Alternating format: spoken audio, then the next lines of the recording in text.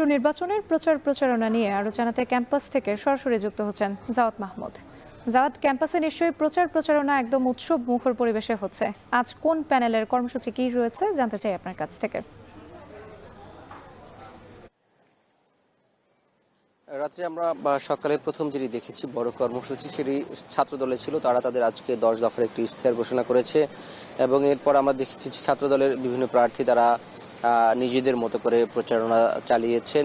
এছাড়াও আমরা উমামা ফাতেমাকে দেখেছি, যিনি ভিপি পদপ্রার্থী হিসেবে লড়ছেন, তাকেও আজকে প্রচারণা চালাতে দেখেছি। এবং এছাড়া বিনি আমিন মোল্লাকে আমরা দেখেছি, আব্দুল বাকের মজুমদারকে আমরা দেখেছি, তারা প্রচারণা চালিয়েছেন। এবং এছাড়া যারা স্বতন্ত্র প্রার্থী রয়েছে বা কিংবা বিভিন্ন হল সংসদে যারা নির্বাচন করছেন তারা তো হলে হলে প্রচারণা চালাচ্ছেন। এবং বিশেষ করে আমরা ক্যাম্পাস আজকে পুরো ঘুরেছি আর কি। ঘুরে যেটি সবচেয়ে বেশি চোখে পড়েছে সেটি হচ্ছে তারা আসলে ভোটারদেরকে বোঝানোর চেষ্টা করছেন যারা প্রার্থী হয়েছেন যে কেন তাকে আসলে ভোট দিবেন বা তিনি আসলে শিক্ষার্থীদের কি ধরনের কমিটমেন্ট দিচ্ছেন সেটি তারা নিজেদের যে এজেন্ডা সেটি তুলে ধরার চেষ্টা করছেন। এবং শিক্ষার্থীদের সাথে আমরা কথা বলেছি, অর্থাৎ যারা ভোটার, সাধারণ ভোটার, তাদের সাথে কথা বলেছি। তারা যেটি বলছেন যে তারা আসলে এখনো বিবেচনা করছেন, তারা দেখছেন যে পূর্বে যারা আসলে ক্যাম্পাসের জন্য বা শিক্ষার্থীদের জন্য শিক্ষার্থী বান্ধব কাজ করেছে বা এরকম বিভিন্ন অ্যাক্টিভিজমের সাথে সক্রিয়ভাবে জড়িত ছিল তাদেরকে তারা বিবেচনা করছেন এবং তাদেরকেই তারা তাদের যে মূল্যায়ন সেটির মধ্যে রাখছেন, কিন্তু এখনো কোনো ধরনের সিদ্ধান্ত নেয়নি। আরেকটি বিষয়, কিছুক্ষণের মধ্যে 5:30 নাগাদ ছাত্র শিবিরের একটি কর্মসূচি রয়েছে।